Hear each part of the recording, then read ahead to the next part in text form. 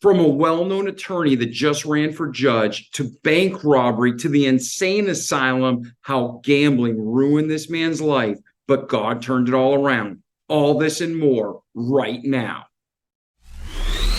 The Remarkable People Podcast. Check it out.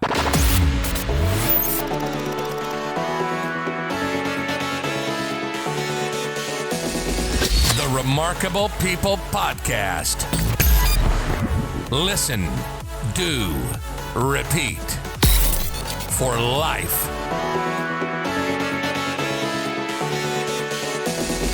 The Remarkable People Podcast. Hello, my remarkable friend. Welcome to season 9 of our podcast. Yes, 4 years, 170 plus episodes, and now we're in season 9, episode 1. I am so thankful. We have Dr. James Smith, who's going to talk about his journey from becoming the first African-American attorney in his hometown to losing everything, robbing a bank, getting committed, and then spending 15 years in prison. And then you're going to see how God radically changed his life for the better. And he's going to talk about gambling addictions, the dangers of it, how to avoid it, how to get out of it, and how it really all goes back to a foundation in God. But even if you're not a believer, listen for the practical tips. Also, listen through the entire episode. It takes quick turns real fast where you might think it's losing steam or about to end, and then boom, we take a 90-degree turn, right? So when you're in this episode, you're going to actually hear about Dr. Smith's journey, but you're also going to hear about the details of the bank robbery. You're going to talk about some of his motivations and how he didn't even know why then, but now in retrospect, he knows exactly why he did what he did. Now he's an author of 3 books. He has been a minister. He podcasts and so much more. So stick through this entire episode, not because I'm trying to get you to spend an hour with me, but because I want you to get as much information you can to be more powerful, to change your life for the better and glorify God and help those around you. Second, we have a new sponsor for season 9, MyPillow. I don't know if you know this, but MyPillow has almost 300 products. And when you use promo code REMARKABLE, you get 30 to 80% off everything you order for life just by using promo code REMARKABLE. They're supporting our podcast. When you support that great American-owned business with no joke, products I use every day and love, then you're going to get a huge discount. We're going to get a small piece of that as an affiliate. MyPillow gets to continue to be owner-operated and stay in business. So check out mypillow.com. You can call up. You can go to the website. Just when you're done, use promo code REMARKABLE. And I'm not kidding. I use the pillow for years. I have slippers. I have the sheets. I have the bedspread. I have so many MyPillow products, and they're all super quality. And now you get up to 80% off. So Dr. Smith's here with us today talking about his life story, overcoming gambling addiction. You got 80% off at MyPillow. We're starting season 9, and man, we just love you. Thanks for being here. Enjoy this episode. Let us know how we can help you, and stick through the end for the special story from Dr. Smith and the specifics of the bank robbery. Hey, Dr. Smith, how are you today? I'm doing fine. What about yourself? Man, I'm remarkable, and I'm so looking forward to our interview. Each week, I get emails from you from your podcast, and I love to read the descriptions and check them out as I can. And I just want to say thanks for sending those consistently to me. I appreciate it. And for all your listeners, I'm sure they also appreciate it, right? I hope so. I definitely hope so. I'm enjoying doing it. So Amen. And ladies and gentlemen, like I just told you a little bit about Dr. Smith in the intro, he's going to be able to share a lot more of his story about his podcast, not just his past and where God's led, but where he is today and where he's going, how he can help you, how you can help him, and how the whole world can be better to glorify God, and we have peace and joy. So at this time, Dr. Smith, we have listeners who've been with us for 4 years, listen to every episode. We have listeners who are brand new. This is their first episode. So if they commit to listening to your interview, I know they're going to get a lot of gold nugget and truth. But if there's one thing that you know you're going to communicate today that they're going to be able to take and apply to their life, what is that one truth that if they stick through, they're going to at least get that? Stay focused. And that's a focused statement. I love it. All right. So, ladies and gentlemen, we're about to start Reverend Smith's interview. And when you listen, take notes. But most importantly, like our slogan says, don't just listen, but do what you know you need to do. Repeat it each day so you can have a great life in this world, but most importantly, an eternity to come. So, Dr. Smith, you have a background that I'm familiar with, but let's start the listeners off at the beginning. Where were you born? What was your upbringing like? Mother, father, sisters, brothers, orphanage? Where did your path start for the Lord? My path started many, many years ago. Of course, I did like a lot of people did. I strayed away. I didn't stay with what I knew I should have stayed with. But I grew up in a small town, Louisburg, North Carolina. Finished high school, college, law school, started practicing law in 1971. First and only African-American lawyer practiced in my hometown. The youngest African-American lawyer to practice in the state of North Carolina at the time, 26 years old. Started gambling. Lost everything that I had accumulated, including my first wife of 5 years, and committed a serious crime and spent 5 years in confinement. Got out in 1986, started pulling my life back together, went back to school, received my Master's of Divinity, eventually received my Doctor of Ministry. In between all of that, I got married again, married to a sweet lady now of 33 years, 2 beautiful kids, and of course, was called to a traditional missionary Baptist church. I stayed at that church for 32 years, just retired in December of past year. I thought I was going to sit back and enjoy myself. My home church lost her pastor abruptly. And of course, they called me in to help them out. So I've been working with them now for about 2 months. Also doing podcasting that I started about 6 months prior to my retirement because I wanted to encourage, inspire, and hopefully transform lives. And of course, that's what I've been doing, podcasting now and working as an interim pastor at my home church. And of course, with any other commitments for workshops, inspirational speaking, I do all of that in between. That's it in a nutshell, my friend. Yeah, that's a lot of information. If you don't mind, we're going to go through it and break down step by step because we don't want to dwell on the past. Mm-hmm. But as all of us know, who we are today is a collection of the past events, knowledge, and experiences. So when you were a child and you're growing up, you said you got into law school, you became an attorney, first African-American attorney in your town, one of the youngest.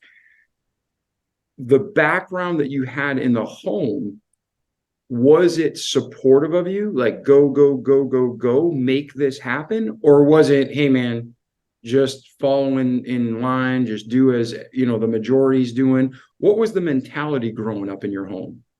Oh, well, see, I'm an only child to a single mom. But I did grow up on a farm that my grandfather owned. So there were a lot of aunts and uncles, a lot of cousins. We all grew up together. My mom left to go to New York to work so that she could help support me through school. And of course, I would go there during the summers and holidays, spend time with her. But my mom was very dedicated, committed Christian. So I was always in church. I was always in Sunday school. even as a young person, and it stayed with me even all the way through undergraduate school and law school. I was always in church. A lot of my friends kind of stopped and partied, never, kind of quit going to church, but I didn't. I always went to church. But after I started practicing law, I still was going to church, but I got off into something else, and that was gambling. And that kind of caused my downfall. So, but I knew the Lord. And of course, I think it was my faith that got me back on track. So, and that's how I'm where I am now, because of the strong faith that I had and knowing that, that you don't have to give up, that,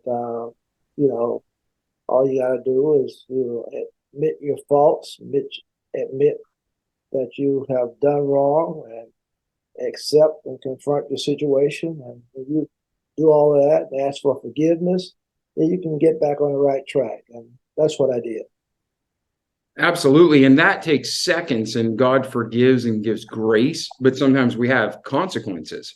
So whether it's through the state, whether it's through our families, whether it's just people we hurt, and guilt, what is it? Convictions from the Lord, but guilt is from Satan, right? He tries to, okay, you might be right with God, but I'm going to make you be ruined and waste your life because you're living in the past. But once you got into, we're going to go from how you got into the gambling and what effect that had on you, and then we're going to transition to how does that affect your law career, right? But it doesn't matter if somebody's addicted to pornography, food, gambling. It doesn't matter what the quote unquote drug is. It's all filling an emptiness in our lives. So you just chose gambling to medicate. How were you introduced to gambling, and what was the real hook that kept you there? Well, I was introduced to gambling at a very early age. I had an uncle who gambled, and he would always ask me to come over and spend time with his wife while he was away, sometimes a whole weekend, sometimes a couple of 3 or 4 days. And of course, while I was staying with her and the kids, we started playing little card games like Pity Pad, Talk, and what have you. And it was just little small monies, nickels and dimes. And of course, then I got into playing pool. And of course, that was always for a little money, not a whole lot.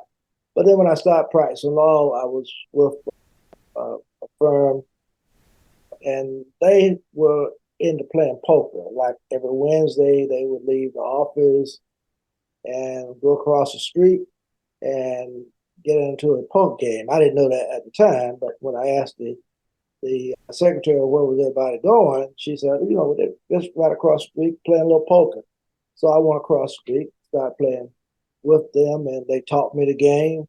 And that's how I kind of got into playing poker. So poker was really the game. And of course, I thought I was pretty good. I started off, playing. I would make money. When I said make money, I would win money. Lots of time. Came home with thousands of dollars. Sometimes I lose money, lose thousands of dollars, but it was just fun. Everybody was enjoying themselves. We were playing with professionals, lawyers, bondsmen, barbers, and what have you. So nobody really worried about money, because if one needed $500, they got it from the other one, vice versa, paid them back. So that's the way it kind of went. But then it went from my having fun with it and enjoying it to falling in love with it. And it was that falling in love with it that kind of, I believe, caused me my problems. And that's, what happened. But I want to kind of take it a little further. When I went through this, I really thought that it was because of my gambling that I did this horrible crime, and the crime was a bankruptcy that I got a 15-year sentence, not bankruptcy, but bank robbery, that I got a 15-year sentence and served 5 years in confinement. But when I got out, I realized that I called Gambling Anonymous, and they told me, I asked them I'd like to come in and talk with the guys because I thought I could give them some good advice and help them transform their lives. And he asked me if I was still a compulsive gambler, and I told him no. And that's a fact. I had not gambled since 1981. So I just quit abruptly, and that was it. And so he said to me that, well, I'm not sure if the guys would, appreciate what you got to say, because we believe that once a compulsive gambler, always a compulsive gambler, somewhat like an alcoholic, always. And so I began to, during COVID, I started to write another book, and I wanted to really reflect on what I'd gone through. I did a self-evaluation of my whole life, and I came to the conclusion that my problem was not a compulsive gambler, but rather that I was afraid to fail. I had become this very well-known lawyer in my area. I had gotten an excellent reputation of being a good lawyer, and of course, I couldn't see myself going down. I couldn't see myself losing. And I thought that doing what I did, if I could just recoup, pay off all my bills, get started back and take care of things, I could start right back where I was, and everything would be okay. Now, I know that's crazy talk now, but that's the way I was thinking at the time. Yeah, and you thought I can even rob a bank, get back to even, and then move on and everything will be fine. Is that correct assumption? Yeah, that's correct.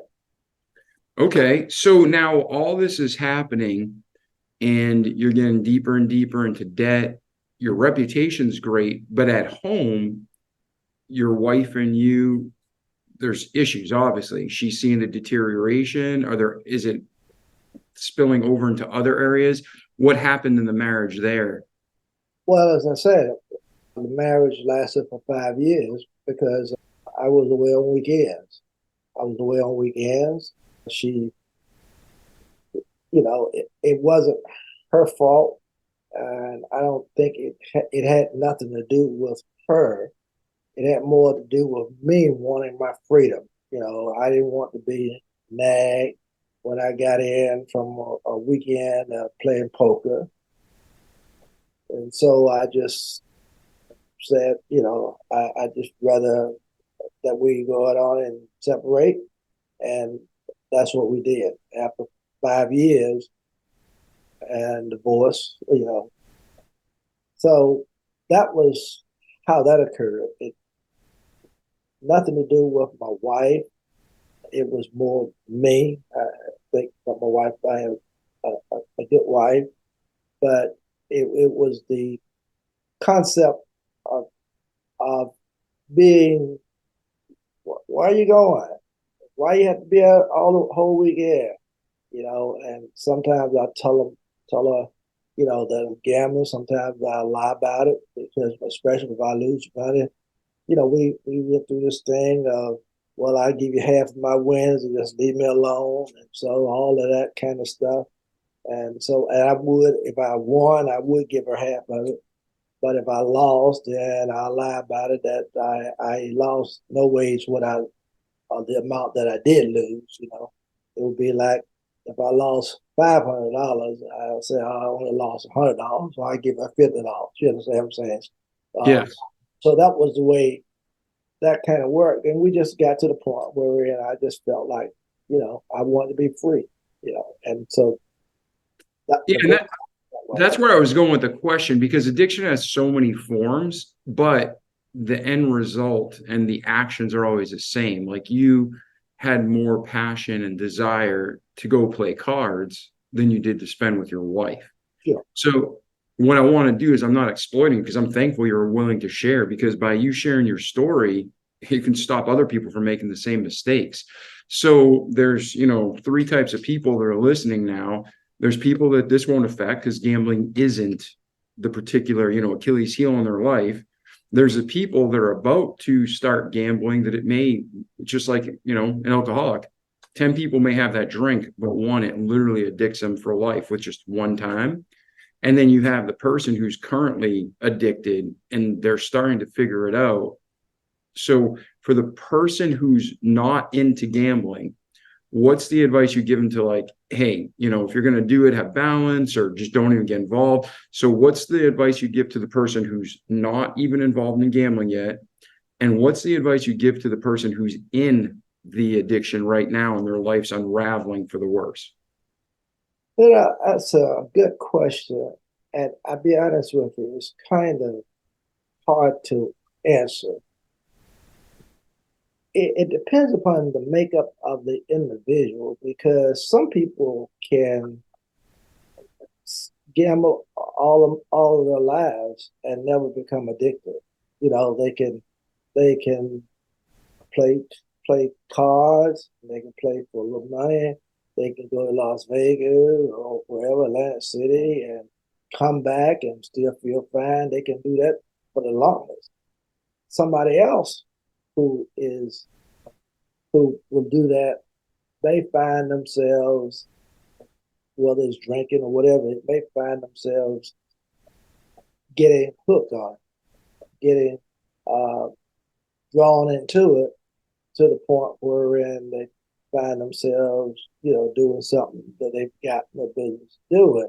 So I think it's if I would say anything, I think I would say, kind of, if you know that something is kind of consuming you, then step back from it. It's one of the things I talk about in my book. If you get to the point wherein, and I'll give some example, your wife wants to go out to eat on a Friday night, or to a movie on Friday night, and you more concerned about going out with the guys playing poker, or your son got a softball game that Saturday, or but you're more concerned about going out golfing with the boys.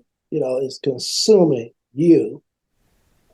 If you get to that point where it's consuming you, then I always say you better step back from it. Step back and then reassess. And look, this is getting me now. I need to leave this alone. And look at your priorities in your life. And when you can do that, then I think that's the turning point for you. Yeah. And then for the people who are addicted right now, you had the privilege to follow God out, and you made it to the other side. Again, you might have to be careful the rest of your life, but you made it to the other side. You're not addicted to gambling. Your life is put together, thankfully, and you're helping other men and women get out of gambling addiction. But for the people listening, like you said, it's complex. Everybody's situation is slightly different, but there's foundational elements that are the same. What are some things that people can start doing right now today to act as a catalyst to get out, or at least start the process, and then they can continue the conversation with you, Gambling Anonymous, or a person who has experience in dealing with gambling addiction? One of the things that I perhaps would say is to recognize that you do have a problem. That's the key. And so there's one area that I talk about is confront your situation. Confront the source. And if you can confront the source and realize that that's where you are, then you are better able to deal with it. And I think that's most people's problem. They don't confront it. they and it's hard. I have to admit that that's hard because you're loving it so much, you into it, your whole body and soul is into it until you don't really want to confront it. Okay, you want to continue doing it. Hopefully, you develop friendships or family who will help you get through it. But you got to be willing to talk to them. And that was one of the problems that I dealt with. I didn't have to go through what I went through. You know, I had family, aunts, uncles. I could have just gone to them and said, look, I've lost everything. I'm going downhill. I need some help. And I need to get these debts paid off. Otherwise, I'm going to be in serious trouble. Okay. But my thought pattern was, look, they're looking at me. You know, I'm supposed to be the one that's got it all together. You know, I'm the one in the family who went off to school, who went to law school, who practiced in law, you know, for the last 10 years and has this reputation of being a great, good lawyer. And so it's hard to go back and try to talk to these individuals and say, I need help. And that's what I'm saying. You need to just confront the source and be willing to talk with somebody to get the help that you need. And that's basically the only way you're going to get out of it. Then, you know, I just happen to be a person of faith. And if you're a person of faith, you always want your faith to kick in. You know, that's what happened to me. You know, I just believed when I was at the mental hospital after this happened, because they sent me to the mental hospital for a 6-week observation. While there, I just believed that, look, I'm going to get through this. You know, this is not going to keep me down. Okay. I knew that I was going to spend some time. It didn't bother me because my faith had kicked in. I was going to do what I needed to do, get through it, come back, pull my life back together, and I was going to do well. That was my faith doing that to me. And so everybody may not have that. And so it's kind of hard to pinpoint it with everybody. Some people may have other things that they grab hold to. But whatever that is that's positive that you can grab hold of, then grab hold of that and let that help push you through where you need to be. Yeah, when you're talking, I had this visual image in my head. It's like if somebody's drowning in the ocean and a pile of leaves go by and they grab onto it, it's fake. It's going to fall apart and sink. But when an actual flotation device comes by or a piece of wood, you can grab on and God's going to hold you up. So I'm with you. I know I've dealt with so many things in my life and God's always there. He's there for us. We just trust him. And it doesn't mean we're going to have an easy journey, but we're going to get to the destination safely because God's good. Mm-hmm. So when you're talking to someone who right now is like, you know, they're literally trying to fight it, let's say, obviously, number one, both James and I, if you're listening, we believe in God and he loves us all. For God to love the world, there's one race, the human race. Nobody's more, nobody's less. All men are created equal in God's eyes. He loves them, right? So if you reach out to God, it says, for whosoever shall call upon the name of the Lord shall be saved. And saved doesn't always mean your problem's going to disappear overnight, but you're sealed eternally. You're with the Lord. You're now his child, and you have the Holy Spirit dwelling in you. So you have this power. You have a new power that you never had before. So, James, I want you to talk to our listeners who are addicted, whether it's drugs, sex, gambling, whatever it is, that point where you're literally making that decision. You can feel jittery inside. You can sweat. You can feel hot. You can feel angry. When people are feeling, I want to go gamble, what were the practical things you did to say no and to fill it with something else? Did you have a healthy habit? What did you do when the addiction was creeping in? Well, see, for me, I was at the mental hospital, and it was just this, anything that caused me to do what I did, anything that brought me to this low point in my life, I'm finished with it. that was me. Now I've talked with other people who have taken a different turn, but that was me.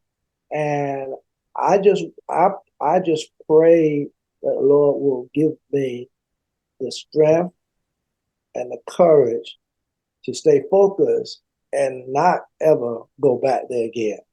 And I caught hold to my faith, and I wasn't so sure of it, but I will say this. When I came home from the mental hospital and got out on bond, the first thing that my former partner or secretary or whatever wanted to do was for me to come by the office and sit down, and the first thing they did was to offer me a drink. Okay. Everybody was glad to see me back home. They were glad to see me out. So, and they wanted to just kind of party. Because of where I had been, obviously I was not there anymore. And I said, no, I don't want it. I'm finished. They didn't believe it. But I knew within myself it was over. I was finished. Now everybody else, a lot of folk don't go through that. And I talked with some people who have maybe had to take a different route, and the route that they took was much different from the route that I took. But in the midst of it all, I just think you got to be able to grab hold of something that's going to give you the strength, the fortitude to move forward and not give up in the midst of what you know you got to do. And for me, it was my faith. Now, somebody else might have something else. I don't know. Well, let's go back too, because you've mentioned this several times. They put you in a mental institution. Was that standard practice back then? Was it because, like, why would an attorney rob a bank? Were they just confounded? Or were there other issues in your life? Were you exhibiting other signs of mental illness? It was just what you said. Why would an attorney rob a bank? That was it. Yeah. They could not accept and believe that something had not happened to me, that I obviously had a mental breakdown in order to have done what I did. That was just out of my character. And so they committed me to the mental hospital for 6 weeks for an evaluation. But it had nothing to do with anything prior in my life. Never exhibited anything like that. And there was no reason, for anybody to think that, except for what I did. And then obviously being the lawyer that I was and the area that I was, everybody, including friends, family, everybody, thought that something obviously had to click, like a mental breakdown or what. And that was the reason I was committed to Dorothy Dix Hospital. So let's do this, if you don't mind. That moment of robbing the bank and then being committed, that could be one of the best pieces of your life, or it could be one of the worst pieces of your life. It obviously was a catalyst to healing, so it turned out well. But I'm sure 6 weeks in a mental hospital during the early 80s was not fun. Not the same standards as today, right?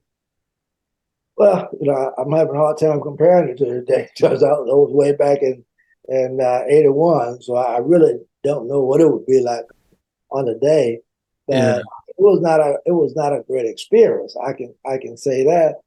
But at the same time, it was something that gave me time to reflect. Mm-hmm. Okay, I had that time to reflect.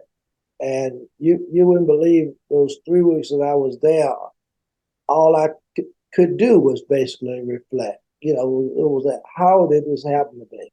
How did I get myself in this kind of trouble? What was going on? Gee, I can't believe I did this. All of those type things were part of my whole reflection. And now that I've dealt with all of this, Now the key is, how am I going to handle it? Am I going to give up some of those things that I thought may have had something to do with it? I would take when I went to gambling. We had the girlfriend or the wife, the people. We had this little circle. We had big spreads. We could eat. I mean, it was just so much fun. And so how did I get out? How did I get into all of this? So now, in order for me to see differently and take a different route, I got to make a change. And that's what I did. I just decided, look, I'm making a change. I'm not going to be the same person that I once was. And that's what I did. Now, I have to admit that everybody may not make that same route, may not take that same route. But that's the route that I had to take. And as I told you about it, does things differently. Some people, they have something else they could have grabbed onto. I don't know, but that was it for me. My mom was very committed, talked to me. I had friends prayed with me. Ministers came by the house, prayed with me, because everybody just couldn't understand what happened. And all of this helped me to continuously get stronger, build my faith until the point where I can deal with this. I tell people right now, and many people don't believe it, but I tell people right now, I shouldn't say they don't believe it, they may, I'm just saying that my confinement added 5 years to my life, I believe. It was actually, I knew I knew what I had to do. I went through with no infractions, period. I played tennis. I refereed basketball games. I worked in the education department. I worked with the chaplain. I was the only person at the time that I was there who got a chance to leave the institution. I was in Ashland, Kentucky, to leave the institution twice, to go on seminars. I was a part of the prison fellowship. I went to Stallstown, Pennsylvania, and I went to Washington, D.C. One of those times, they allowed me to leave the prison, fly out by myself, and come back by myself. No guards, no nothing. So it had gotten to the point they could not even, or they wouldn't even tell inmates where I was gone. When I left, inmates thought I had gone back to court. Okay, that's just how my life went when I was confined.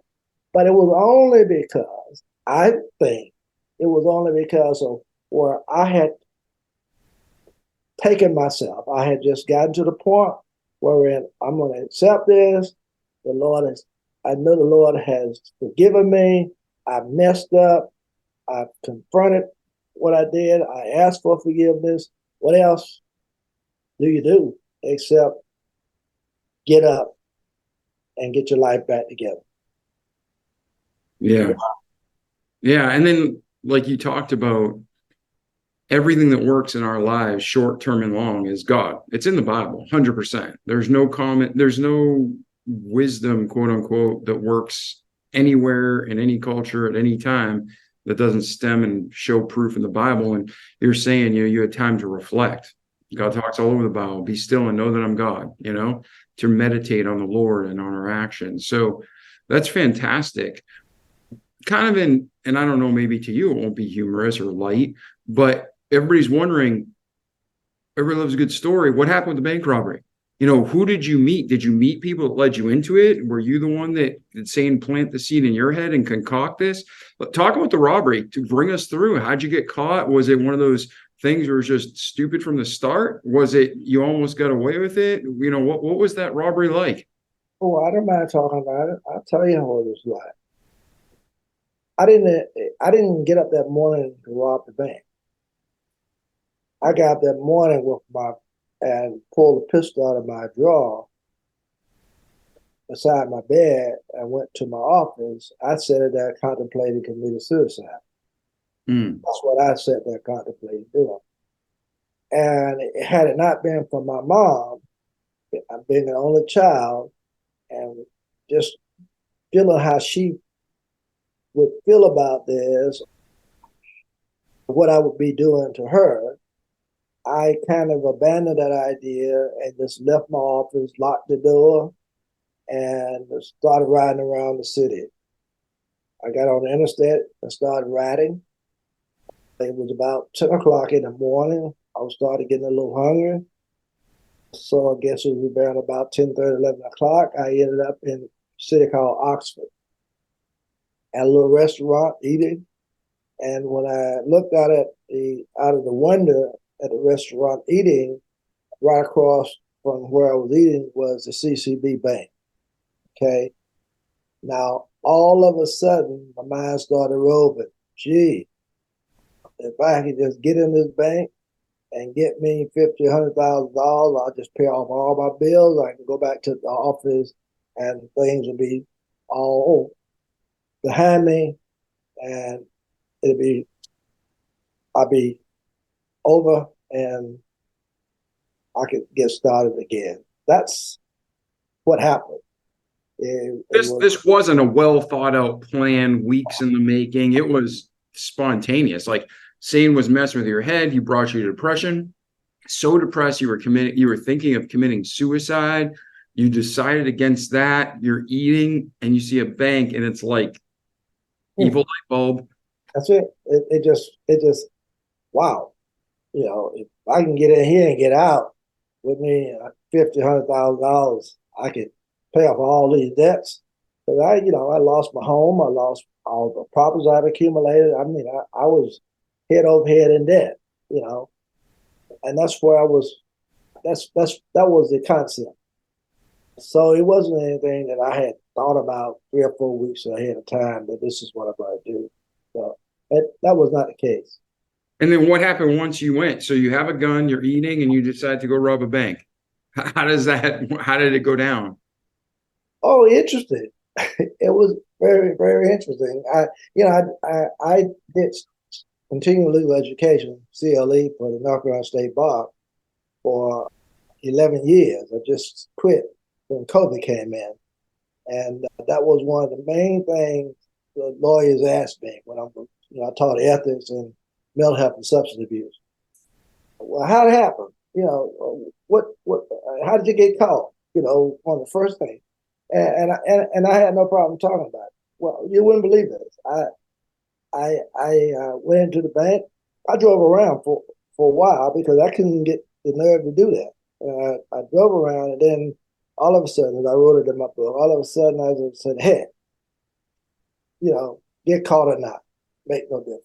And I just rode right up to the door, went right into the bank, and said, "Stick up, give me your money." Now, the court records will show this, that I had already unloaded the pistol because I didn't want to make a mistake and somebody did something and gun went off and I killed somebody. Now, court records will verify that. But after I did that, I ran out of the bank. And this is the funny part. I got about less than a half mile away from the bank. Got stopped by a police officer. Now you got to understand, I had run for district court judge in 1976, well known in the 5-county area. All the lawyers, police officers, everybody knew me.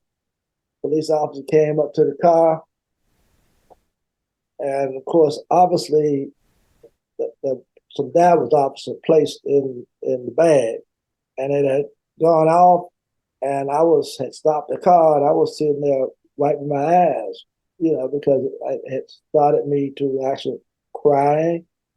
I got out, got the bag out, threw it across the field, and just sit there in the car. And when the police officer came up to me, he said, "Lawyer, you okay?" And I said, "Yeah, I'm fine." He said, "You sure?" I said, "Yeah, I'm okay." He said, "Okay, you know, go it on." I started the car, pulled off, and went about another half a mile, maybe a mile, got stopped by highway patrol.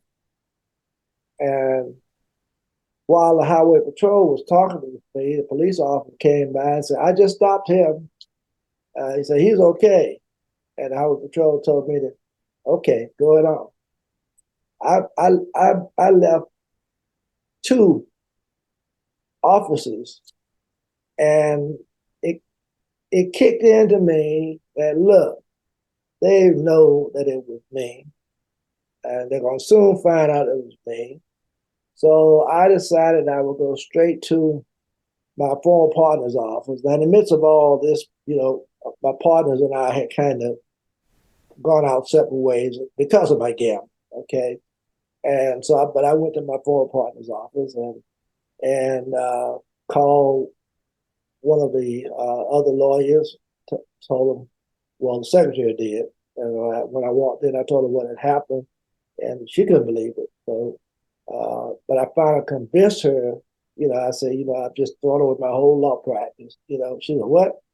I said, "I just threw my whole law practice down. I just robbed the bank." And she looked at me. She said, "No, you didn't do that." She couldn't believe it. So she called one of the lawyers from the adjoining town to come up.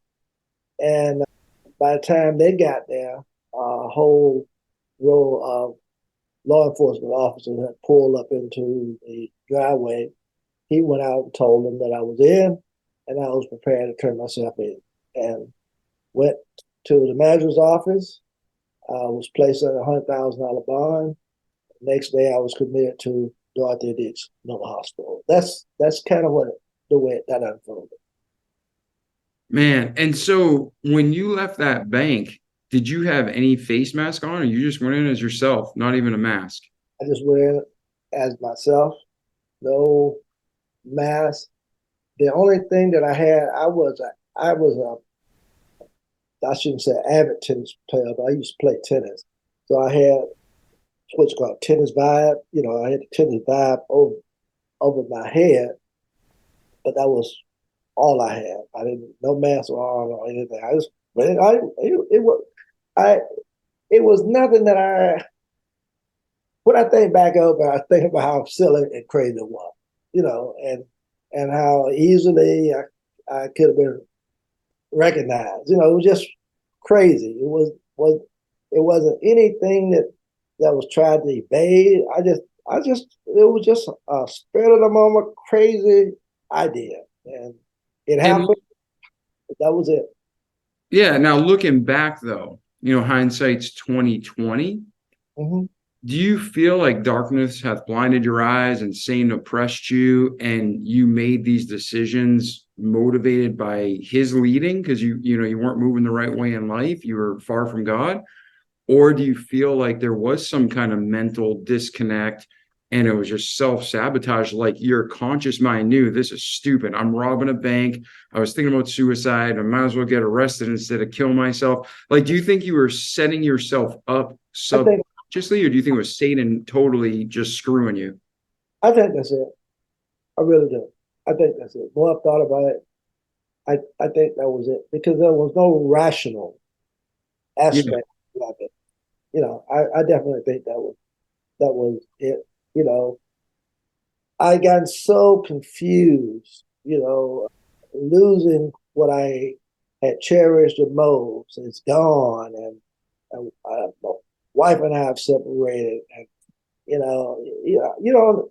it's hard for you to understand where I was. And I say I just run for district court judge in the 5-county area, and had the law been like it is now, I would have been the first African American district court judge in that district.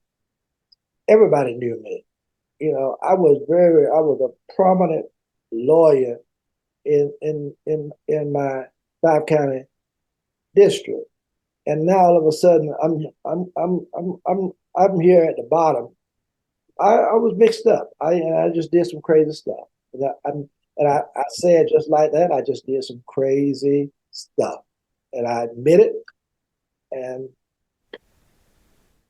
all I know when I got out, my mom told me, she said, "Now, son, you can go and lie down in a ditch if you want to, or you can put your head in the sand, and all folk gonna do is come by and kick more dirt on you, or they're gonna push your head further in the sand. But if you would just get up, some of these same folk will give you a helping hand." I took advice. I didn't give up. Amen. I was persistent, and I moved forward. And man, have I been blessed. Amen. In 3 books, pastor a Missionary Baptist Church traditional with about 200 members active, about 100 members on Sunday morning for 32 years. 32 years. Just retired past December. And even called now to my home church to help them out because the pastor died abruptly. And I'm serving as interim until they get a pastor. I've served as moderator of our association, it's consisting of 43 churches. I've also was appointed by the president of the General Baptist State Convention of North Carolina as moderator of moderators of all of the association in the state of North Carolina. The state bar approved me as a sponsor of continuing legal education, ethics, mental health, and substance abuse, and I've served in that position for 11 years. All they wanted me to do was share with lawyers, my story, because they thought that other lawyers could be helped and learn from that. I've been blessed, so I have no complaints. As I said, tell everybody, my confinement, I wouldn't want to go through it again, but having gone through it, it gave me a wealth of knowledge. I tell everybody, I think I gained 5 years to my life. I'm now 79 years old. Feel just as good as, obviously 79 in December, and feel great. I think it took 5 years off my mom's life, of course, but I think she'll be very pleased, very proud of me now. I'm sure she is. So, where we've been makes us the men and women we are. And thank you for sharing your story with us today, Reverend. And before we go and wrap this episode up, from your birth to today, is there anything we missed in your story before we transition to where you are today and where you're heading? We kind of touched on it, but like how people can contact you, what's the best way to reach you if they want to continue the conversation. But first, is there anything we missed through your birth to today? Not that I can think of. It's a long story, and I tried to just kind of put it in succinct, from growing up in a small town to finishing law school, to practicing, to the confinement, to what I did out, seminary, pastoring, and now doing podcasting and working as an interim pastor. So I think I've tried to cover basically all of it. There might be more details in each of one of them, but it would take much more time than we've got to all of that, But that's about where it is. I've written 3 books. One that talks about my life experience, and obviously I started doing that one not as a book. I started writing it more as therapy when I was confined. And when I got out, a couple of people read it, and they were the ones who convinced me to put it into a book. So that book was entitled Deal by Me. a golden opportunity blown. So people ask me, so how you get your title? And so I told them, I said, well, the deal by me came from the poker. You don't want your next hand, you say deal by me. I don't know if you know anything about card games. You know what I'm saying? I don't want the next hand, deal by me. So that's where the deal by me came from. The golden opportunity blown means obviously I lost my law practice. So that was deal by me, subtopic, the golden opportunity blown. So I wrote that book. And of course in between that time I started working as moderator of moderators for the General Baptist State Convention, and the president wanted me, because I had a legal background, wanted me to work with churches that were dealing with conflict.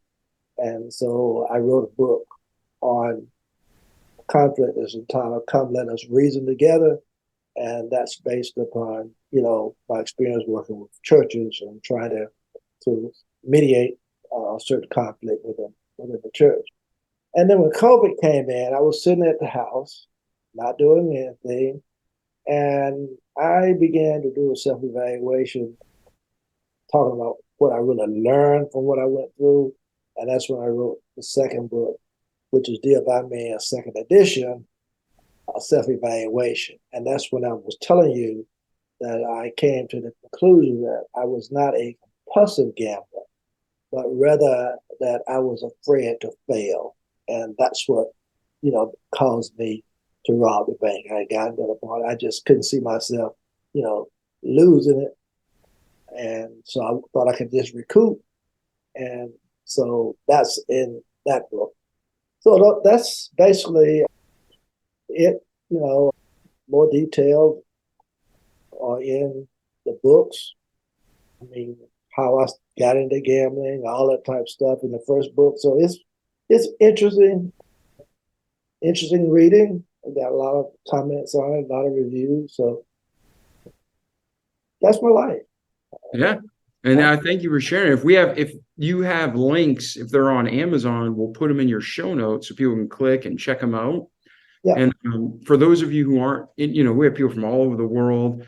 Thank God we just broke into the top 0.5% of all podcasts around the globe. I mean, I was shocked. I'm just so thankful for our community. But for those of you who aren't familiar with the term Baal, that's just another name for Satan and the love of money. And one of my good friends, Jim Butler, and I were just talking today, which I'm sure you'll agree with, Reverend Smith, that money is not evil. Money is a tool. It's the love of money that's evil, and that consuming just lust. So if you have money, nothing wrong. Share it, do good with it. But if you love it and that's your only motivation, that's where you got to self-reflect and get right with God. So, well, let me ask you one more question then. Your shirt, for our listeners, they're not seeing your shirt, but for our viewers on YouTube and Rumble and our website, talk about your shirt, because you're a gambling addict in a way. It ruined your life. So I'd definitely classify that as your former addict, at least. And your shirt has a 2 of spades on it, right? But talk about what it says and what it means and why most people don't put a 2 of spades out there. Well, the spades right here is the cards. Now, this was my first design, but on my other shirt, that's really the ones that people are getting. It's the emblem is right in here that has deal by me in the emblem, and it has it circles the cards. So that's my emblem, and it's encouragement, inspiring, and transforming. And that's my podcast. And that's what I do on my podcast. I talk with guests who have some amazing stories. And one of the things I always ask them to tell them that, I'm in the ministry and I'm about encouraging. What is it that they will say to anyone who's going through this and that? That depends on what the situation is, that will encourage them or inspire them and hopefully transform their lives. And they kind of talk about it. And that's my podcast. I've been doing it now for just a little over a year, and I'm still growing it. I just done my 116th podcast. I've been averaging publishing about 2 a week. Man, that's fantastic. That's a lot of work. We do one a week and I'm busy. So I give you credit. So now let me ask the one more question. Most people put an ace of spades out there. Why a two of spades? What's the two of spades represent? That didn't mean anything particular. Okay. It could have been an ace. It could have been. It was a card that was what I wanted to display. Got you. I just asking. It seemed unusual, but I figured there was a purpose behind it. But I'm sure there's a purpose, even if you don't know it yet. So that's it. Reverend Smith, it's been an honor having you on the show. What's the best way for listeners to reach out to you if they have questions about gambling addiction, your books, or just walk on? My website is www.dealbyme.com. Okay, name of my book, dealbyme.com. On my website, they can get copies of my book if they want an autographed copy of all my books. They can get a T-shirt that has my emblem and what you see here. And of course, for my books, they can order that also on Amazon.com. And in my website, I also do inspirational speaking. I do church conflict workshops, virtual and in person. So any of that, if you want to just talk with me, contact me through my website, and we'll set up something on Zoom, Riverside, or whatever best way that we can communicate, and we will go have a nice virtual conversation. Beautiful. Well, we have a remarkable God. He's created a remarkable son and man in you. Thank you for being on the show today, Reverend Smith. Well, and thank you for having me. Oh, it's been an honor. Ladies and gentlemen, thank you for sticking through this entire episode. Don't forget 3 very important things. Number 1, God loves you. He really does. That's just not a saying. Number 2, don't just listen to great content, but do it, repeat it each day, so you can have a great life in this world and most important, eternity to come. And number 3, check out our sponsors, shop with them. Not only are you getting amazing products from MyPillow using promo code Remarkable, you're going to save 50 to 80% on the average order for the life. Just use promo code Remarkable. Everything, almost 300 products at mypillow.com. But a portion of that goes back to support the podcast. We can keep bringing you remarkable episodes like Reverend Smith. So God loves you. Do what you know you got to do that's good each day and repeat it. And go shop at mypillow.com and our other sponsors. Use promo code Remarkable. Save a ton of money, get awesome products, and help support the podcast. That's it. I'm David Pasqualone. This was Reverend Smith. We love you. We'll see you in the next episode. Ciao. The Remarkable People Podcast. Check it out.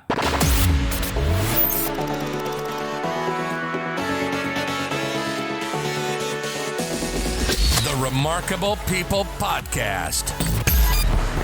Listen, do, repeat. For life.